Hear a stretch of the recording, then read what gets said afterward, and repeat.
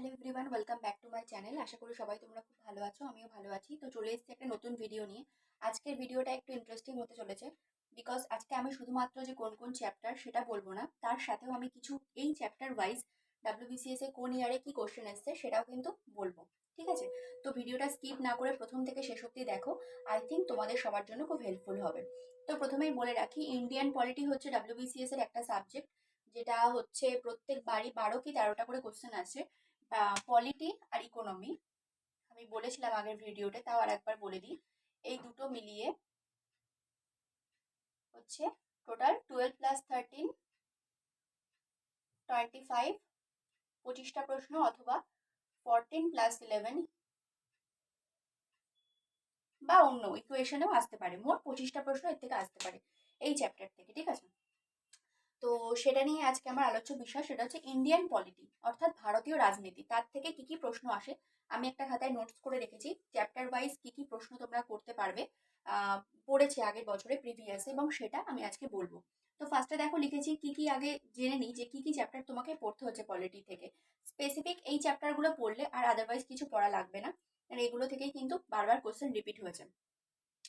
তো সংবিধানের ধারাসমূহ: 2 আছে ভারতীয় সংসদ, 3 মৌলিক অধিকার, মৌলিক কর্তব্য, নির্দেশমূলক নীতিসমূহ, 4 বিচার বিভাগ, 5 আছে সাংবিধানিক সংস্থা, 6 রাষ্ট্রপতি ও উপরাষ্ট্রপতি, 7 পঞ্চায়েতি রাজ ব্যবস্থা, 8 আছে অঙ্গরাজ্যের শাসন বিভাগ ও আইন বিভাগ, আর লাস্টে আছে কেন্দ্র রাজ্য সম্পর্ক। এর সাথে অবশ্যই সবাই অ্যাড অন করবে, সেটা হচ্ছে কারেন্ট অ্যাফেয়ার্স। কারেন্ট অ্যাফেয়ার্স কিন্তু করতেই হবে।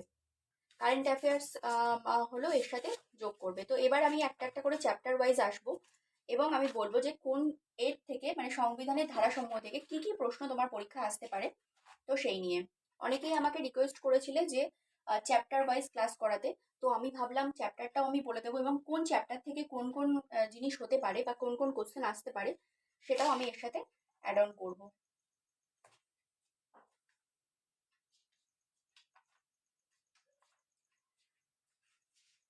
যদি তুমি বিগিনার্স হও, তো আমি তোমাকে একটা জিনিস রেকমেন্ড করতে পারি, সেটা হচ্ছে সংবিধানের ধারাসমূহ পুরো চ্যাপ্টারটা আগে পড়ে, স্ক্যানার টাইপের যে বই হয় সেই বইতে গিয়ে পুরো চ্যাপ্টারটা কমপ্লিট করার পরে সেই প্রশ্নগুলো সলভ করো। তাহলে তোমার কি হবে, অ্যাকিউরেসি লেভেলটা কিন্তু বাড়বে কোনো সাবজেক্টের ওপরে। তো আমি প্রথম বলছি যেটা, সেটা হচ্ছে সংবিধানের ধারাসমূহ। এর থেকে কি কি প্রশ্ন এসছে, ঠিক আছে? এর থেকে প্রশ্ন এসছে সুপ্রিম কোর্টের নির্দেশ অনুযায়ী যে তোমার ফোর্সিং এর a person to undergo polygraph, brain mapping and necro analysis তো টেস্ট অ্যাজ ভায়োলেটিভ অফ, তো এটা কোন ধারায় আছে? ধারা 25-এ। এটা কিন্তু এই ধারার কোশ্চেন। ধারা 25-এ, ধারা 24-এ, ধারা 2020 আছে, নাকি ধারা শুধু 20-তে আছে, নাকি ধারা 360-তে আছে? ঠিক আছে? তো এই হচ্ছে কোশ্চেনটা। তো বলছে এর অ্যান্সারটা, মানে সংবিধানের ধারাসমূহ, সেই প্রশ্নের অ্যান্সারটা হচ্ছে, অর্থাৎ সুপ্রিম কোর্টের নির্দেশ অনুযায়ী forcing a person to undergo polygraph, brain mapping and ন্যাক্রো analysis test as violence of, এটা হচ্ছে ধারা 21-এর হবে। ধারা 21 এবং ধারা 20, তার আবার 3টে সেকশন আছে, সেই 3 সেকশনে আছে।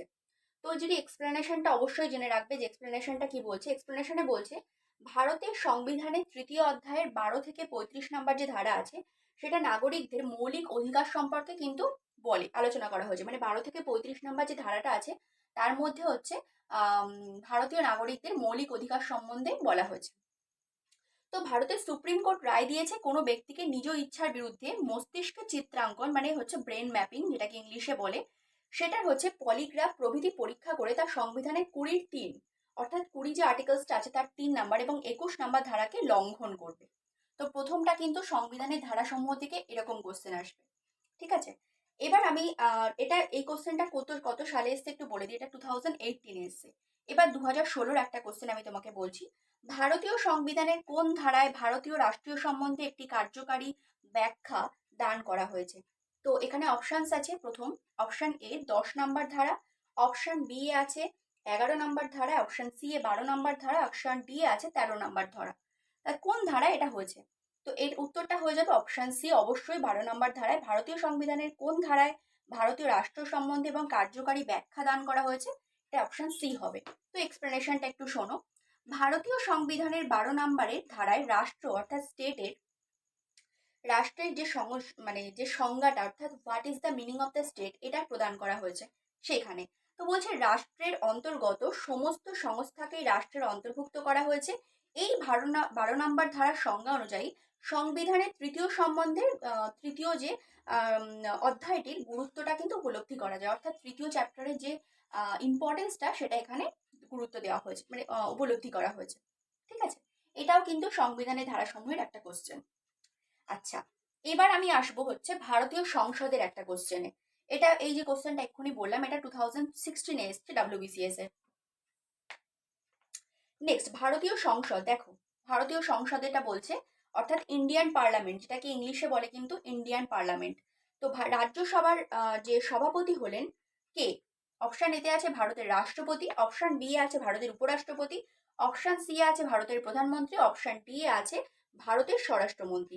তো অবশ্যই রাজ্যসভার সভাপতি হয়ে যাবে অপশন বি অর্থাৎ ভারতের উপরাষ্ট্রপতি। তো এটার এক্সপ্লেনেশনটা আমরা জানবো। সংবিধানে যে 64 নম্বর ধারা আছে সেখানে উপরাষ্ট্রপতি, সেই ধারাটা অনুযায়ী উপরাষ্ট্রপতি পদাধিকার বলে রাজ্যসভার সভাপতি হন। তিনি রাজ্যসভার সদস্য নন, তিনি সভাপতি কিন্তু সদস্য না। ঠিক আছে, এটা হচ্ছে ভারতীয় সংসদের কোশ্চেন। তো আমি প্রত্যেকটা থেকে 2 কি 3টে করে কোশ্চেন এখানে খাতায় নোট ডাউন করেছি তোমাদেরকে বলবো বলে, তো সেইটাই আমি আজকে বলছি। তো নেক্সট কোশ্চেন, আচ্ছা এই কোশ্চেনটা এসছে কিন্তু 2020-তে, 2020 রিসেন্ট এসছে। এবার আর একটা প্রশ্নে চলে যাই, সেটা হচ্ছে এই ভারতীয় সংসদের ইন্ডিয়ান পার্লামেন্টারি কোশ্চেন, লোকসভার পাবলিক অ্যাকাউন্টেন্টস কমিটির সদস্য সংখ্যা কতজন? প্রথম আমাদের অপশন আছে 7 জন, বি এ আছে 10 জন, সি আছে 15 জন, ডি আছে 20 জন। তো সদস্য সংখ্যাটা কতজন সেটা বলতে হবে। তো বলছে অবশ্যই সদস্য সংখ্যা কতজন, রাজ্য লোকসভার পাবলিক অ্যাকাউন্টস কমিটির 15 জন হবে, অপশন সি উত্তর হবে। তো আমি এক্সপ্লেনেশনটা একটু বলে দিই। বলছে ভারত শাসন আইন 1919 অনুযায়ী, অর্থাৎ 1919 সালে যে শাসন আইন অনুযায়ী বলছে সরকারি যে সরাসরি যে গণতান্ত্রিক কমিটি প্রতিষ্ঠিত হয়েছিল, সরকারি যে গণতান্ত্রিক কমিটি যা প্রতিষ্ঠিত হয়েছিল সেটা কিন্তু 1921 সালে প্রতিষ্ঠিত হয়েছে, এবং এই কমিটির মোট সদস্য সংখ্যা ছিল 22 জন। এই কমিটির মধ্যে 15 জন সদস্য ছিল লোকসভা থেকে, 7 জন সদস্য ছিল হচ্ছে রাজ্যসভা থেকে। এই কমিটির প্রত্যেক সদস্যের কার্যকালের মেয়াদ ছিল 1 বছর, অর্থাৎ তারা একটা বছরই কাজ করতে পারবে। এই লোকসভার সবচেয়ে গুরুত্বপূর্ণ হচ্ছে স্থায়ী কমিটি, অর্থাৎ এই লোকসভা সবচেয়ে গুরুত্বপূর্ণ হচ্ছে কি স্থায়ী কমিটি। ঠিক আছে, তো 2টো কোশ্চেন কিন্তু হয়ে গেল। এবার আমি আসছি 3 নম্বরে, অর্থাৎ মৌলিক অধিকার, মৌলিক কর্তব্য, নির্দেশমূলক নীতিসমূহ। Very very important chapter. যদি তুমি এটাকে ইংলিশে বলো, মৌলিক অধিকার অর্থাৎ ফান্ডামেন্টাল রাইটস, মৌলিক কর্তব্য মানে ফান্ডামেন্টাল ডিউটিস, অ্যান্ড নির্দেশমূলক নীতিসমূহ মানে হচ্ছে directive principles of state policy. তো বলছে ভারতীয়, প্রথম প্রশ্ন আমার অপশন সি এ, ভারতীয় সংবিধানে আন্তর্জাতিক শান্তি ও নিরাপত্তার উৎসাহ দান অন্তর্ভুক্ত করা হয়েছে কোথায়? ভারতীয় সংবিধানের আন্তর্জাতিক শান্তি ও নিরাপত্তার উৎসাহ প্রদান করা হয়েছে, অন্তর্ভুক্ত আছে কোথায়? আমার অপশনে প্রথম আছে preamble to the constitution, next আছে directive principles of state policy, C আছে ফান্ডামেন্টাল রাইটস, অ্যান্ড ডি আছে হলো 9th শিডিউল। তো তুমি বলো এই অপশনটা হলো, খুব ইজি কোশ্চেন। আন্তর্জাতিক শান্তি ও নিরাপত্তার উৎসাহ প্রদান করা হয়েছে অবশ্যই ডিরেক্টিভ প্রিন্সিপাল অফ স্টেট পলিসিতে। আচ্ছা, এরপরে মৌলিক অধিকার, মৌলিক কর্তব্য, নির্দেশমূলক নীতি সমূহের আমি পরের প্রশ্নে যাচ্ছি। Directive principal of state policy তোমরা বলেই দিলাম, উত্তরটা হবে বি, অপশন বি। এরপরে দেখো নেক্সট প্রশ্নে আমি যাচ্ছি, সেটা হচ্ছে, আচ্ছা এর এক্সপ্লেনেশনটা একটু বলে দিই।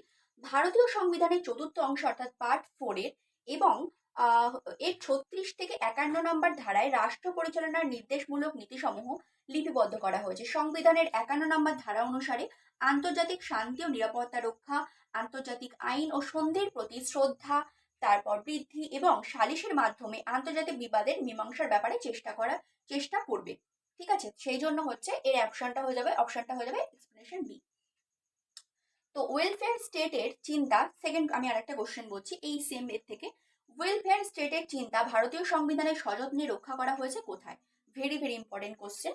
তো এটা আছে তোমার অপশন এতে আছে প্রস্তাবনায়, অপশন বি আছে রাজনীতির প্রত্যক্ষ নীতি সমূহে, অপশন সি আছে মৌলিক অধিকার, অপশন ডি আছে সপ্তম তালিকায়। তো অবশ্যই আমাদের অপশন বি উত্তর হবে, অর্থাৎ রাজনীতির প্রত্যক্ষ নীতি সমূহে। তো এক্সপ্লেনেশনটা দেখে নিই। বলছে ভারত হলো জনকল্যাণকামী একটা রাষ্ট্র, অর্থাৎ রাষ্ট্রের মূল উদ্দেশ্য হলো ব্যক্তির জীবনের পূর্ণ বিকাশের উপযোগী পরিবেশ গড়ে তোলা। এই প্রবণতার সঙ্গে সঙ্গতি বজায় রেখে ভারতের সামাজিক অর্থনৈতিক ক্ষেত্রে গণতন্ত্র ও ন্যায় বিচার প্রতিষ্ঠা করা হয়েছে। এবং জন এর জন্য এই ন্যায় বিচার প্রতিষ্ঠার জন্যই কিন্তু চতুর্থ অধ্যায় নির্দেশমূলক নীতিগুলোকে লিপিবদ্ধ করা হয়েছে। তো বলছে বস্তুত ভারতকে একটি জনকল্যাণমূলক রাষ্ট্র হিসেবে প্রতিষ্ঠা করার জন্যই সংবিধান যে রচনা করা অর্থাৎ প্রণেতারা দৃঢ় প্রতিজ্ঞ ছিলেন, যেটা কিন্তু আমাদের করতে হবে। ঠিক আছে, তো নেক্সট চলে যাচ্ছি আমি বিচার বিভাগ থেকে কোশ্চেনে। বিচার বিভাগ অর্থাৎ judiciary system, very very important. আমি 2019-এর একটা কোশ্চেন দিয়ে শুরু করতে চাই। সেটা হচ্ছে ভারতীয় সুপ্রিম কোর্টে বিচারকের সংখ্যা বৃদ্ধির ক্ষমতা কেবলমাত্র নিহিত আছে কার হাতে? ভেরি ভেরি ইম্পর্টেন্ট কোশ্চেন এটা। কোশ্চেনটা তুমি পলিটি খুললেই দেখতে পাবে অনেক জায়গায়। ভারতীয় সুপ্রিম কোর্টের বিচারকের সংখ্যা বৃদ্ধির ক্ষমতা অর্থাৎ বিচারকটা যে বাড়বে সেটা বৃদ্ধির ক্ষমতা কার হাতে নিহিত আছে? কেবলমাত্র কে পারে এই কাজটা করতে? ভারতের রাষ্ট্রপতি, লোকসভা, ভারতের প্রধান বিচারপতি নাকি আইন কমিশন? তো অবশ্যই আমাদের উত্তর হয়ে যাবে বি, অপশন বি। কেন অপশন বি এর উত্তর হবে সেটা শোনো। ভারতীয় সুপ্রিম কোর্টে বিচারপতিদের নিয়োগ করার ক্ষমতা থাকে রাষ্ট্রপতির হাতে, এটা আমরা জানি। ভারতের মূল সংবিধান রচনা করা হয়েছিল মানে সেই সংবিধানে এটা বলা হয়েছিল যে সুপ্রিম কোর্টে একজন প্রধান বিচারপতি থাকবে এবং অনধিক 7জন বিচারপতি নিয়ে গঠিত হবে, অর্থাৎ 7-এর বেশি না, অনধিক মানে বেশি না, 7জন বিচারপতি নিয়ে গঠিত হবে। আর একজন কিন্তু প্রধান অর্থাৎ সে হচ্ছে প্রিন্সিপাল। তো এবার বলছে তবে পার্লামেন্টে আইন প্রণয়ন করে সুপ্রিম কোর্টের বিচারপতির সংখ্যা বৃদ্ধি করতে পারে, কিন্তু পার্লামেন্ট হচ্ছে আইন প্রয়োগ করে বিচারপতিটাকে বাড়াতে পারে। ঠিক আছে, আচ্ছা, এটা 2019-এর আর একটা কোশ্চেন আমি বললাম, কোন রাজ্যে ডিস্ট্রিক্ট জাজ নিযুক্ত হন কার দ্বারা? এটাও খুব ইম্পর্টেন্ট কোশ্চেন। কার দ্বারা আমি একটু বলে দিই। গভর্নর দ্বারা, অপশন এতে ছিল। বি আছে হাইকোর্টের প্রধান বিচারক দ্বারা, সি আছে রাজ্যের কাউন্সিলস অফ মিনিস্টার্স দ্বারা, ডি আছে রাজ্যের অ্যাডভোকেট জেনারেল দ্বারা। অবশ্যই আমরা জানি গভর্নর দ্বারা। কোনো রাজ্যের ডিস্ট্রিক্ট জাজ তো অবশ্যই গভর্নর অর্থাৎ রাজ্যপাল দ্বারা নিযুক্ত হবে। তো এক্সপ্লেনেশনটা একটু বলে দিই, শোনো। বলছে সব রাজ্যের উপর রয়েছে জেলা জজ অর্থাৎ ডিস্ট্রিক্ট জজের যে আদালত। এই আদালত হলো জেলার সর্বোচ্চ আদালত। প্রত্যেক জেলায় কয়েকটি জেলার জন্য একটি করে জেলা আদালত থাকে। রাজ্যপাল জেলার যে জজদের নিয়োগ করেন, অর্থাৎ সেই গভর্নর কিন্তু সেই ডিস্ট্রিক্টে কোন কোন জেলায় কে কে জজ থাকবে তাদেরকে কিন্তু নিযুক্ত করছে। ঠিক আছে, তো আরো একটা কোশ্চেন আমি একটু বলে দিই। এটা 2013 এসেছিল। 2000 না, সরি ভুল বললাম। এটা হচ্ছে 2014 এসে 2014-তে 2014-এ সুপ্রিম কোর্টের বিচারকদের অবসরের বয়স অর্থাৎ তারা কখন রিটায়ার করেন? তো বলছে 70 বছর, 65 বছর, 62 বছর নাকি 60 বছর। তো আমাদের এখানে অপশন আছে কি কি, 70, 65, 62 নাকি 60। আমাদের উত্তর হয়ে যাবে কোনটা? অপশন বি, অবশ্যই 65 বছর। সুপ্রিম কোর্টের বিচারপতিদের অবসরের বয়স হচ্ছে 65 বছর। তবে মেয়াদ শেষের আগেই কোনো বিচারপতি স্বেচ্ছায় রাষ্ট্রপতির কাছে যে আমি রিজাইন করতে চাই এটা কিন্তু পেশ করতে পারে, এরকম একটা অ্যাপ্লিকেশন লিখে। ঠিক আছে, তো আমাদের কিন্তু 4টে অপশন আমি বলে দিলাম। এবার আসছে সাংবিধানিক সংস্থা। সাংবিধানিক সংস্থা অর্থাৎ কি? Conventional bodies, sorry constitutional bodies. তো কনস্টিটিউশনাল বডিজ থেকে কি আসতে পারে কোশ্চেন? কি এসছে একটু দেখে নিই। 2020 কোশ্চেনটাই আগে বলি। লোকপালের আক্ষরিক অর্থ কি? এই কথাটা অনেক মানে আমি অনেক বইতেই আর কি মক টেস্ট সলভ করার সময় দেখেছি। Very very important question. তো বলছে লোকপাল যে কথাটা এর আক্ষরিক অর্থটা কি? তো বলছে caretaker of the people, option এতে আছে। অপশন বি আছে execution of public services, C আছে লুকিং আফটার দ্য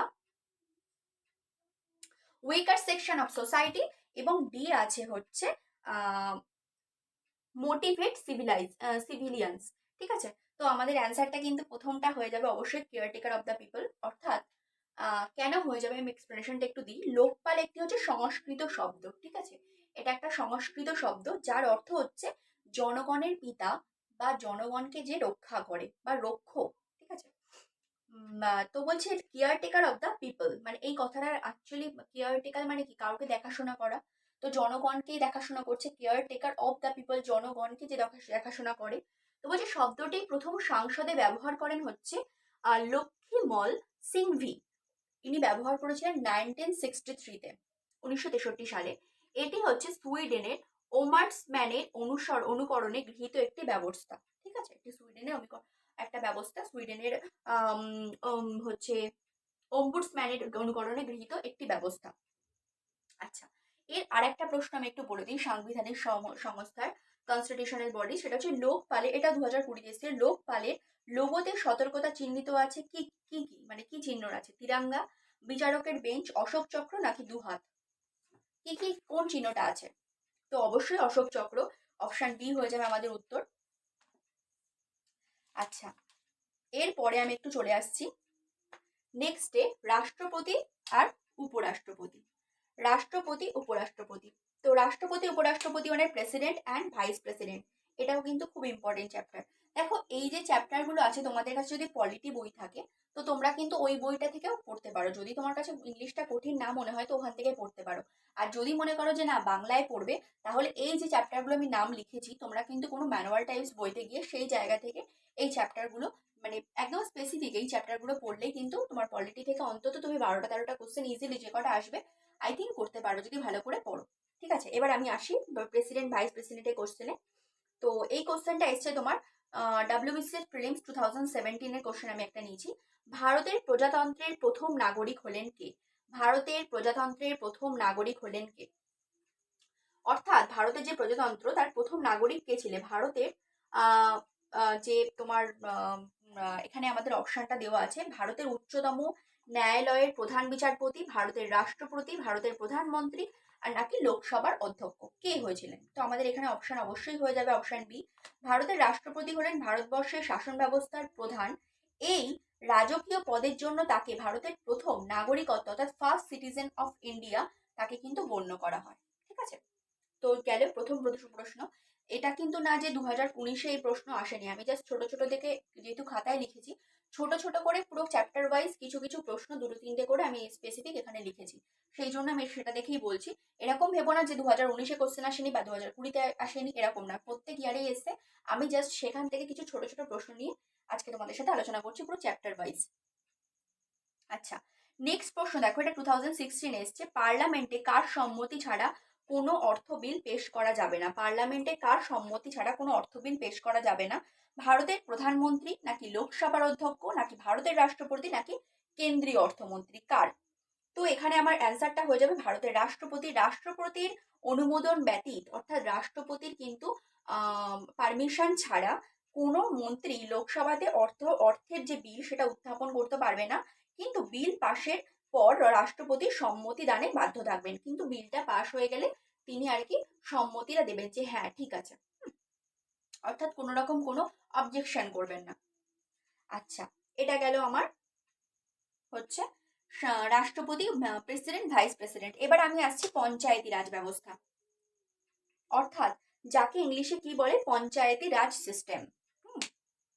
তো এর থেকে আমি ছোট যে প্রশ্নটা নিচ্ছি সেটা হচ্ছে, পঞ্চায়েতি রাজ ব্যবস্থার মৌলিক উদ্দেশ্য হলো নিম্নলিখিত কোনটি নিশ্চিত করা? প্রথমটা আছে উন্নতিতে জনগণের অংশগ্রহণ, বি এর অপশন ছিল রাজনৈতিক দায়বদ্ধতা, 2019 এসছে, সি এ আছে গণতান্ত্রিক বিকেন্দ্রীকরণ এবং ডি এ আছে আর্থিক যোজনা। তো অবশ্যই আমাদের উত্তর হয়ে যাবে এখানে গণতান্ত্রিক বিকেন্দ্রীকরণ অর্থাৎ অপশন সি। কেন হচ্ছে সেটা একটু শোনো।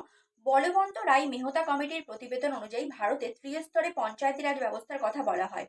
প্রশাসনিক প্রক্রিয়ায় বিকেন্দ্রীকরণের অর্থ হলো মানুষকে প্রশাসনের সঙ্গে সংযুক্ত করা।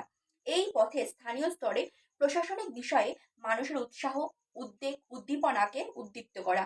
তার ফলে আর্থসামাজিক ক্ষেত্রে উন্নয়ন প্রক্রিয়া ত্বরান্বিত হয় এবং গণতান্ত্রিক বিকেন্দ্রীকরণ স্থানীয় কর্তৃপক্ষের মধ্যে অধিকতর উৎসাহের সৃষ্টি করে, দায়িত্ববোধ জাগ্রত করে।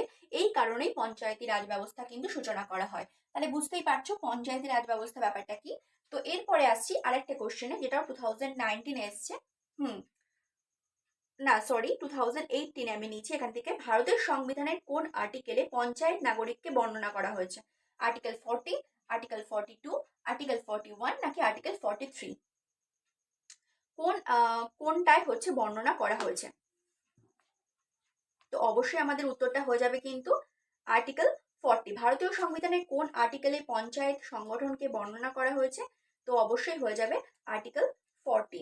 তো এক্সপ্লেনেশনটা আমরা একটু দেখব। এক্সপ্লেনেশনটা সব সময় পড়বে, কারণ এক্সপ্লেনেশন জানলে কিন্তু তোমার কেন হচ্ছে এই প্রশ্নের উত্তরের যে কনসেপ্ট সেটা কিন্তু ক্লিয়ার হয়ে যাবে, ঠিক আছে? সেই জন্য কিন্তু এক্সপ্লেনেশনটা পড়া ভীষণ দরকার। আমি এখানে প্রত্যেকটা কোশ্চেনের এই জন্য এক্সপ্লেনেশনটা বলে দিচ্ছি, যাতে কারোর কেন হলো, হয়তো সে প্রথম দিন পড়ছে, তো সেই ব্যাপারটা কিন্তু তার ক্লিয়ার হয়ে যাবে। তো বলছে ভারতের সংবিধানের চতুর্থ অংশে অর্থাৎ নির্দেশমূলক নীতিসময়ের অধ্যায় 40 নম্বর ধারায় বলা হয়েছে, ভারতের প্রতিটি রাজ্য সরকার গ্রাম পঞ্চায়েত গঠন করবে এবং পঞ্চায়েতকে তৃণমূল স্তর পর্যন্ত ছড়িয়ে দেবে। এটি একটি গান্ধীবাদী আদর্শ নীতি, মানে এটা একটা গান্ধীবাদী আদর্শ নীতি, ঠিক আছে? তো আমাদের কিন্তু পঞ্চায়েতি রাজ ব্যবস্থা হয়ে গেল। এবার আমি আসবো অঙ্গরাজ্যের শাসন বিভাগ ও আইনি বিভাগ। অঙ্গরাজ্যের শাসন বিভাগ ও আইনি বিভাগ। আচ্ছা, অঙ্গরাজ্যের শাসন বিভাগ আর আইনি বিভাগটা অ্যাকচুয়ালি আলাদা হয়, বাট আমি একসাথে লিখেছি। বাট আমি একটু আলাদা করেই বুঝিয়ে দিই, যেহেতু আমি এখানে চ্যাপ্টার ওয়াইজ করছি। তো প্রথমে শাসন বিভাগটা বলি, তারপরে আমি আইন বিভাগটা বলবো, যেটা আমি এখানেই লিখে রাখছি।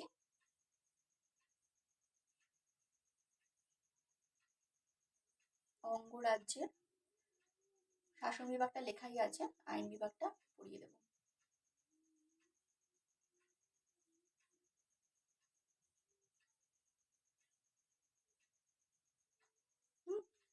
তো এখন যেটা বলছি সেটা হচ্ছে শাসন বিভাগ, অর্থাৎ স্টেট এক্সিকিউটিভ, ঠিক আছে? স্টেট এক্সিকিউটিভ যাকে ইংলিশে বলে। বলছে সংবিধানের কোন ধারায় রাজ্যপালকে রাজ্যের শাসন বিভাগীয় ক্ষমতা দেওয়া হয়েছে, মানে কোন ধারায় রাজ্যপালকে রাজ্যে যে শাসন করবে সেই ক্ষমতাটা প্রদান করা হয়েছে তাকে। এটা হচ্ছে 156, 156, 155, 154 নাকি 153? তো অবশ্যই আমাদের উত্তরটা হয়ে যাবে 154-তে। বলছে রাজ্যপাল হলেন রাজ্যের শাসন বিভাগীয় প্রধান। ভারতীয় সংবিধানের 154 নম্বর ধারায় রাজ্যের প্রশাসনিক ক্ষমতায় রাজ্যপালের হাতে ন্যস্ত করা হয়েছে। অর্থাৎ কত নাম্বার ধারায় ন্যস্ত করা হয়েছে? 154 নম্বর ধারায় ন্যস্ত করা হয়েছে, কারণ রাজ্যপাল হচ্ছে রাজ্যের অর্থাৎ স্টেটের, তিনি কিন্তু শাসনের বিভাগের অর্থাৎ যে আমাদের শাসন বিভাগটা আছে স্টেট এক্সিকিউটিভ, তার কিন্তু প্রধান, ঠিক আছে? আচ্ছা, এই কোশ্চেনটা এসছে হচ্ছে 2019-এ। এবার আমি চলে যাই একটু অঙ্গরাজ্যের আইন বিভাগে, অর্থাৎ এই যেটা আমি লাস্টে পাশে লিখলাম সেটা একটু বলে দিই। এটা এসছে 2020-তে। ভারতীয় সংবিধান অনুযায়ী রাজ্যের বিধানসভাগুলি নির্বাচিত করে কে? নির্বাচিত করে লোকসভার সদস্যরা, রাজ্যসভার সদস্যরা, রাজ্যে হাইকোর্টের প্রধান বিচারপতিকে, নাকি অ্যাটর্নি জেনারেল অফ ইন্ডিয়াকে? তো আমাদের উত্তরটা হয়ে যাবে ভারতীয় সংবিধান অনুযায়ী রাজ্যের বিধানসভাগুলি নির্বাচিত করে কে? রাজ্যসভার সদস্যরা। তো এক্সপ্লেনেশনটা দেখো, রাজ্যসভায় মোট সদস্য সংখ্যা কত? এটা তো মানে ইম্পর্টেন্ট কোশ্চেন, 245 জন। তো এর মধ্যে কিন্তু 233 জন সদস্য নির্বাচিত হয় সংশ্লিষ্ট রাজ্যের বিধানসভা নির্বাচিত সদস্যদের একক হস্তান্তরযোগ্য সমানুপাতিক ভোটের দ্বারা, অর্থাৎ সবাই এক মানে ভোট দেবে, তার দ্বারা কিন্তু সমান ভোটে সমানুপাতিক ভোটের দ্বারা কিন্তু নির্বাচিত হবে 233 জন। আর 12 জনকে ডিরেক্ট রাষ্ট্রপতি হচ্ছে নিযুক্ত করেন, রাষ্ট্রপতি দ্বারা হচ্ছে নিযুক্ত হয়, ঠিক আছে? এটা হচ্ছে স্টেট লেজিসলেশনের অর্থাৎ আইন বিভাগের, রাজ্যের আইন বিভাগের কিন্তু কোশ্চেন। তো আরো একটা বলে দিই, এটা 2019 এসছে। পশ্চিমবঙ্গ ভূমি সংস্কার আইন বলবৎ হয় কত সালে? 1956, 1958, 1955 নাকি 1959? অবশ্যই 1956 হবে। পশ্চিমবঙ্গের সামাজিক ও অর্থনৈতিক প্রয়োজনে 1956 সালে পশ্চিমবঙ্গে ভূমি সংস্কার আইন প্রণয়ন করা হয়েছিল। এর উদ্দেশ্য ছিল জমিদার ও মধ্যস্বত্বভোগীদের অতিরিক্ত জমি অধিগ্রহণ করা, প্রান্তিক ও ভূমিহীন কৃষকদের মধ্যে বিতরণ করা, যার ফলশ্রুতি হচ্ছে অপারেশন বর্গা। আচ্ছা, এবার আমি আসি লাস্ট কেন্দ্র রাজ্য সম্পর্কে, অর্থাৎ ইউনিয়ন স্টেট রিলেশনশিপ, যাকে ইংলিশে বলে ইউনিয়ন স্টেট রিলেশনশিপ। তো আমি এখানে কোশ্চেন নিয়েছি হলো 2019-এর একটা কোশ্চেন নিয়েছি আর 2018-এর একটা কোশ্চেন নিয়েছি। দেখো একটু ছোট দেখেই, ভারতীয় সংবিধানের কোন তালিকায় কেন্দ্র রাজ্যের মধ্যে ক্ষমতা বন্টন করেছে? ফার্স্ট শিডিউলে, সেকেন্ড শিডিউল, সিক্স শিডিউল নাকি হচ্ছে সেভেন শিডিউল? অবশ্যই সেভেন শিডিউলে রাজ্য আর হচ্ছে কেন্দ্রের মধ্যে ক্ষমতাটাকে বন্টন করা হয়েছে। বন্টন মানে হচ্ছে ভাগ করা হয়েছে। যুক্তরাষ্ট্রীয় শাসন ব্যবস্থার অন্যতম অপরিহার্য বৈশিষ্ট্য হলো কেন্দ্র ও রাজ্য সরকারগুলির মধ্যে ক্ষমতা বন্টন। ভারতীয় সংবিধানের সপ্তম তপশিল 245 থেকে 255 নম্বর ধারায় কেন্দ্র রাজ্যের মধ্যে আইন বিষয়ক সম্পর্ক, 256 থেকে 263 নম্বর ধারায় প্রশাসন বিষয়ক সম্পর্ক এবং 268 থেকে 293 ধারায় হলো রাজস্ব বিষয়ক সম্পর্কটা উল্লেখ আছে, ঠিক আছে? তো এই ধারায় কিন্তু এগুলো উল্লেখ আছে। আচ্ছা, আরো একটা কোশ্চেন একটু বলে দিই, ভারতীয় সংবিধানে ক্ষমতা বিন্যাসে শিক্ষা অন্তর্ভুক্ত হয় কোন তালিকায়? শিক্ষাটা কোন তালিকার মধ্যে ঢোকানো হয়েছে? কেন্দ্রীয় তালিকায়, যৌথ তালিকায়, রাজ্য তালিকায় নাকি এগুলোর কোনোটাই নয়? এটা এসছে 2018-তে। এটার উত্তর হবে যৌথ তালিকা, অর্থাৎ অপশন সি। ভারতীয় সংবিধানে আইন প্রণয়ন সংক্রান্ত বিষয়গুলিকে 3টি তালিকায় বিভক্ত করা হয়েছে। প্রথমটা হচ্ছে কেন্দ্রীয় তালিকা, দ্বিতীয়টা হচ্ছে রাজ্য তালিকা, তৃতীয়টা হচ্ছে যুগ্ম তালিকা। ভারতীয় সংবিধানের শিক্ষা অর্থাৎ এডুকেশনকে যুগ্ম তালিকার মধ্যে অর্থাৎ কনকারেন্ট লিস্টের মধ্যে অন্তর্ভুক্ত করা হয়েছে। প্রসঙ্গত এই যুগ্ম তালিকা বর্তমানে 2020 মোট 52টি বিষয় আছে। 2020-তে এখন বর্তমানে মোট 52টি বিষয় এর মধ্যে আছে। তো আজকে হচ্ছে এই হচ্ছে ইন্ডিয়ান পলিটি পোর্টালটা। আমি জাস্ট চ্যাপ্টারের নাম দিলাম, প্লাস প্রত্যেকটা থেকে WBCS এর কোন সালে কি 2-3টে করে প্রশ্ন এসছে পুরোটা কিন্তু বুঝিয়ে দিলাম। আমি চেষ্টা করব এইভাবে সিলেবাসটাকে বোঝানো, যাতে প্রত্যেকটা থেকে 2-3টে করে অ্যাটলিস্ট কোশ্চেন দিলে তোমার কাছে ক্লিয়ার হবে যে এই কোশ্চেন এরকম ধারা আসে। আমি নেক্সট ইংলিশ বলো, যে সাবজেক্টগুলো আছে হিস্ট্রি, জিওগ্রাফি, প্রত্যেকটা সাবজেক্ট ওয়াইজ আনার চেষ্টা করবো। ঠিক আছে, তো ভিডিওটা ভালো লাগলে অবশ্যই লাইক করো, কমেন্ট করো, আমাকে জানিও আমার ক্লাসটা কেমন লাগলো। আর চ্যানেলটাকে সাবস্ক্রাইব করতে ভুলো না।